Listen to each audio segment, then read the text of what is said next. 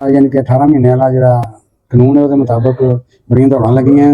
कई बड़े परेशान ने, कई कम लभदे ने ते कई ना स्कूल जाते यानी कि पढ़ना भी नहीं होंदा ते कई जा रहे हैं ठीक पढ़ भी गए तो वो बारे दसना जरा कि हिसाब किताब है कि कानून है कि जिससे वो लोग पूरा उतर सकते हैं कि नहीं।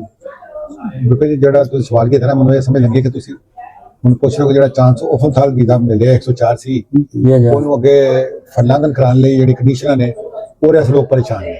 ਇਹੀ ਗੱਲ ਹੈ ਬਿਲਕੁਲ ਇਹ ਸਵਾਲ 18 ਮਹੀਨੇ ਗੱਲ ਇਹ ਕਿ ਜਦੋਂ ਇਹ ਵੀਜ਼ਾ ਮਿਲਿਆ ਵੇ ਉਦੋਂ ਜਦੋਂ ਵੀਜ਼ਾ ਨੂੰ ਅਪਲਾਈ ਕੀਤਾ ਹੈ ਉਹਦੇ ਚ ਸਾਰੀ ਕੰਡੀਸ਼ਨਾਂ ਲਿਖੀਆਂ ਸਨ, ਉਹ ਸਾਰੀਆਂ ਲੋਕਾਂ ਨੇ ਦਸਤਖਤ ਕੀਤੇ ਨੇ। ਅੱਛਾ, ਲੋਕ ਅਮੂਮਨ ਲੋਕਾਂ ਨੇ ਵੀਜ਼ਾ ਚੁੱਕੋ ਟਾਈਮ ਲਿਮਟ ਸੀ ਉਹ ਜਿਹੜੇ ਤੱਕ ਵੀਜ਼ਾ ਮਿਲਿਆ ਵੀਜ਼ੇ ਤੀਕਰ ਉਹ ਜਿਹੜੇ ਲੋਕ ਆ ਗਏ ਸਨ ਉਹਨਾਂ ਨੇ ਕੋਸ਼ਿਸ਼ ਹੀ ਕੀਤੀ ਕਿ ਅਸੀਂ ਵੀਜ਼ਾ ਨਹੀਂ ਲਈਏ। ਅੱਛਾ, ਅਕਸਰੀਅਤ ਨੇ ਵੀਜ਼ਾ ਨਹੀਂ ਲਿਆ। ਉਹ ਲੈ ਕੇ ਲੋਕ ਬੜੀ ਦੇਰ ਤੱਕ ਘਰੋਂ ਨਿਕਲੇ ਸਨ, ਆਪਣੇ ਪਿਆਰਿਆਂ ਤੋਂ ਵਿਛੜੇ ਸਨ। ਪਾਕਿਸਤਾਨ ਗਏ ਨੇ ਆਏ ਨੇ, ਪਾਕਿਸਤਾਨ ਗਏ ਨੇ ਆਏ ਨੇ, ਬਸ ਇਹ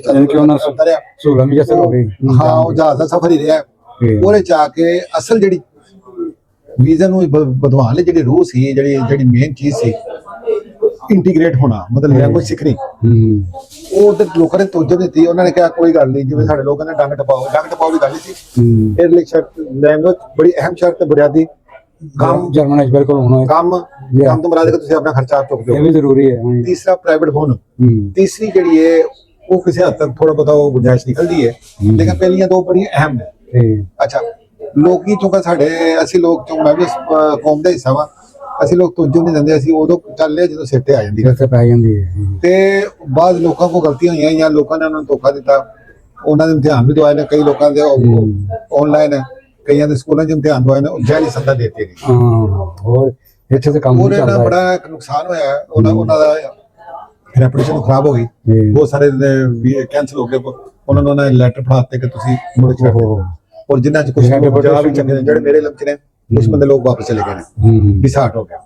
ਅੱਛਾ, ਹੁਣ ਜਿੱਥੋਂ ਤੱਕ ਲੈਂਗੁਏਜ ਕੋਰਸ ਦਾ ਤਲਕ ਸੀ ਔਰ ਉਹਨਾਂ ਨੂੰ ਜਾਅਲੀ ਸਨਦ ਦਾ ਲੋਕਾਂ ਨੂੰ ਪਤਾ ਨਹੀਂ ਲੱਗਾ। ਉਹਦੇ ਚ ਵੀ ਬਹੁਤ ਸਾਰੀਆਂ ਐਸੀ ਚੀਜ਼ਾਂ ਨੇ ਜਿਹੜੇ ਲੋਕਾਂ 'ਚ ਇਲਮ ਨਹੀਂ, ਲੋਕ ਸਿੱਖਣ ਦੀ ਕੋਸ਼ਿਸ਼ ਨਹੀਂ ਕਰਦੇ ਨਾ, ਪੁੱਛਦੇ ਵੀ ਨਹੀਂ ਹੈ। ਦੇਖੋ, ਤੁਸੀਂ ਅਗਰ ਸਕੂਲ ਜਾਂਦੇ ਹੋ ਨਾ ਤੇ ਤੁਹਾਨੂੰ ਉਹ ਸਕੂਲ ਚੁਣਨਾ ਚਾਹੀਦਾ ਜਿਹੜਾ ਜਿਹਨੂੰ ਪੜ੍ਹਾਉਣ ਦੀ ਇਜਾਜ਼ਤ ਹੋਵੇ ਕਾਨੂੰਨੀ ਤੌਰ ਤੇ। ਅੱਛਾ, ਅਗਰ ਪੜ੍ਹਾਉਣ ਦੀ ਇਜਾਜ਼ਤ ਹੈ ਤੇ ਉਹਨੂੰ ਇਮਤਿਹਾਨ ਲੈਣ ਦੀ ਆਇਆ ਟੀਚਰ ਨੂੰ ਇਜਾਜ਼ਤ ਹੈ ਕਿ ਨਹੀਂ ਸਕੂਲ ਨੂੰ।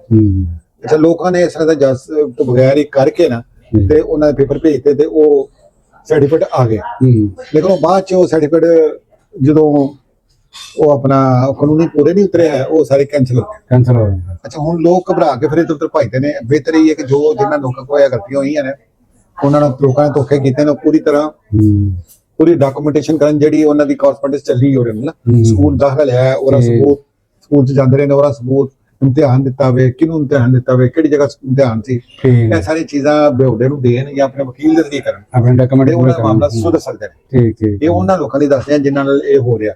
ਉਹਨਾਂ ਕੋਲ ਆ ਜਾਂਦਾ ਜਿਹੜੇ ਲੋਕ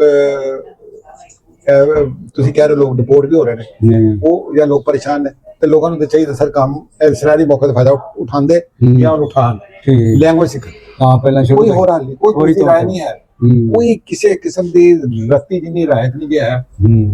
ਇਹ ਵੀਜ਼ਾ ਇੱਕ ਪ੍ਰੋਜੈਕਟ ਸੀ, ਕਹਿ ਲਓ ਇੱਕ ਸਕੀਮ ਦੇ ਤਹਿਤ ਮਿਲਿਆ। ਉਹ ਸਕੀਮ ਦੇ ਕੰਡੀਸ਼ਨਾਂ ਤੁਹਾਨੂੰ ਪਹਿਲੀਆਂ ਦੋ ਕੰਡੀਸ਼ਨਾਂ ਹਰ ਸੂਰਤ ਚ ਪੂਰੀਆਂ ਕਰਨੀਆਂ ਪੈਣੀਆਂ ਨੇ, ਕੁਛ ਵੀ ਹੋਇਆ ਉਸ ਵਜ੍ਹਾ ਤੋਂ ਹਾਂ ਅਗਰ ਹੁਣ ਆ ਜਾਂਦਾ ਤਾਂ ਲੋਕਾਂ ਨੂੰ ਜ਼ੁਬਾਨ ਨਹੀਂ ਹੁੰਦੀ। ਅਸਲ ਲੋਕ ਜਿਹੜੇ ਪੜ੍ਹੇ ਲਿਖੇ ਨਹੀਂ ਆ, ਅਗਰ ਉਹ ਪੜ੍ਹੇ ਲਿਖੇ ਨਹੀਂ ਤੇ ਉਹ ਉਹਨਾਂ ਨੂੰ ਸਬੂਤ ਦੇਣ ਕਿ ਮੈਂ ਪੜ੍ਹ ਨਹੀਂ ਸਕਦਾ, ਲੇਕਿਨ ਉਹ ਸਕੂਲ ਜਾਣ ਇਹ ਨਹੀਂ ਸਕੂਲ ਤੇ ਉਹ ਨਾ ਜਾਣ ਤਾਂ ਫਿਰ ਤੇ ਉਹਨਾਂ ਨਾ ਜਾਣ ਨਹੀਂ, ਉਹ ਸਕੂਲ ਬੇਸ਼ੱਕ ਜਾਣ ਜਾਂ ਨਾ ਜਾਣ ਉਹ ਨਹੀਂ, ਉਹ ਉਹਨਾਂ ਦੱਸਣੇ ਪੜ੍ਹ ਨਹੀਂ ਸਕਦੇ। ਉਹ ਫਿਰ ਮਤਲਬ ਜਿਹੜੇ ਦਫਾਤਰ ਨੇ ਉਹ ਉਹਦੀ ਵੈਰੀਫਿਕੇਸ਼ਨ ਕਰਾਉਂਦੇ ਨੇ, ਟੈਸਟ ਲਿਆ ਜਾਂਦਾ, ਜਿਹੜੇ ਸਪੈਸ਼ਲਿਸਟ ਡਾਕਟਰ ਹੁੰਦੇ ਨੇ ਦੱਸਦੇ ਨੇ ਕਿ ਬੰਦਾ ਪੜ੍ਹ ਸਕਦਾ ਹੈ ਜਾਂ ਨਹੀਂ ਪੜ੍ਹ ਸਕਦਾ। ਐਸਾ ਨਹੀਂ ਹੈ, ਉਹਦੇ ਚ ਗੁੰਜਾਇਸ਼ ਨਿਕਲਦੀ। ਉਹਨੇ ਬਾਅਦ ਜਗ੍ਹਾ ਤੇ ਜਦੋਂ ਵੀਜ਼ਾ ਨਹੀਂ ਹੋਇਆ ਨਾ, ਇੱਕ ਬੰਦੇ ਨੇ ਆਇਨ ਸਵਾਇਆ ਦੇਤਾ ਤੇ ਲੇਬਨ ਦੋਚਲੇ ਜਿਹੜੀ ਆਪਣਾ ਲੇਬਨ ਲੋਕ ਜਿਹੜੀ ਦੋਚਲੈਂਡ ਜਿਹੜਾ ਉਹ ਵੀ ਦੇਤਾ ਉਹਦਾ ਸਰਟੀਫਿਕੇਟ। ਲੇਕਿਨ ਅੱਗੋਂ ਉਹਨਾਂ ਨੇ ਵੀਜ਼ਾ 5-20 ਲੈਣਾ ਸੀ ਨਾ, ਪਤਾ ਕੀ ਕੀਤਾ, ਬੇਆਈਨ ਦੇਤਾ। ਬੇਆਈਨ ਹਾਸਲ ਯਾਨੀ ਕਿ ਹੋਰ ਸਖਤ। ਹਾਂ ਬੇਆਈਨ।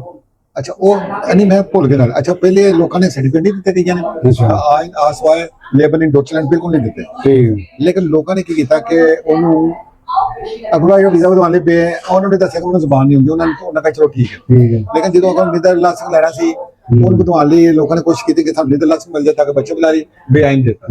ਅੱਛਾ, ਉਹ ਉਹਨਾਂ ਨੇ ਕਿਹਾ ਕਿ ਚੱਕਰ ਤੂੰ ਉਹਦੇ ਨਾਲ ਪੜ੍ਹਿਆ ਲਿਖਿਆ ਨਹੀਂ ਤਾਂ ਤੂੰ ਬੇਆਈਨ ਦੇ ਰਿਹਾ। ਉਹ ਬੰਦੇ ਦੇ ਵੀ ਡੈਪੂਟੇਸ਼ਨ ਦੇ 15 ਤਰੀਕ ਆਖਰੀ ਹੈ, ਇਹ ਵੀ ਹੋਇਆ। ਇਸ ਵਾਸਤੇ ਸ਼ਰਤਾਂ ਨੂੰ ਕੰਡੀਸ਼ਨਾਂ ਪੂਰੀ ਕਰੋ, ਕੋਈ ਐਕਸਕਿਊਜ਼ ਨਹੀਂ। ਤੁਹਾਡੇ ਕੋਲ ਹੁਣ ਇੰਨੇ ਰਸਤੇ ਨੇ, ਤੁਸੀਂ YouTube ਤੇ ਸਿੱਖੋ, ਸਕੂਲਾਂ 'ਚ ਮਸਤ ਜਾਓ, ਬਿਲਕੁਲ ਤੇ ਸਿੱਖੋ ਜੇ ਤੁਸੀਂ ਇੱਥੇ ਰਹਿਣਾ। ਅੱਛੇ ਬੰਦਿਆਂ ਨੂੰ ਮਿਲੋ ਜਿਹੜੇ ਤੁਹਾਨੂੰ ਹਾਂ, ਅੱਛਾ ਮਸ਼ਵਰਾ ਦੇ। ਇੱਧਰ ਉੱਧਰ ਭੱਜੋਗੇ, ਤੁਹਾਨੂੰ ਪਤਾ ਦੂਸਰੇ ਮੁਲਕਾਂ ਦੇ ਜਰਮਨ ਦੇ ਨਿਸਬਤ ਖੁਆਰੀ ਹੈ, ਇਹ ਮੁਲਕ ਬਹੁਤ ਬਿਹਤਰ ਹੈ। ਲੇਕਿਨ ਤੁਸੀਂ ਆਪਣੇ ਆਪ ਨੂੰ ਅਗਰ ਬਿਹਤਰ ਇਹਨਾਂ ਨੂੰ ਵਿਖਾਓਗੇ ਕਿ ਅਸੀਂ ਤੁਹਾਡੇ ਕਾਨੂੰਨ ਦਾ ਫਾਇਦਾ ਉਠਾ ਕੇ ਯਾਰੀ ਅਗਰ ਤੁਸੀਂ ਸੈਟਲ ਹੁੰਦੇ, ਇਸ ਮੁਲਕ ਨੂੰ ਫਾਇਦਾ। ਜੀ ਬਹੁਤ ਸ਼ੁਕਰੀਆ महमूद सईद साहब। ठीक है जनाब, फिर बकाया इंशाल्लाह फिर से।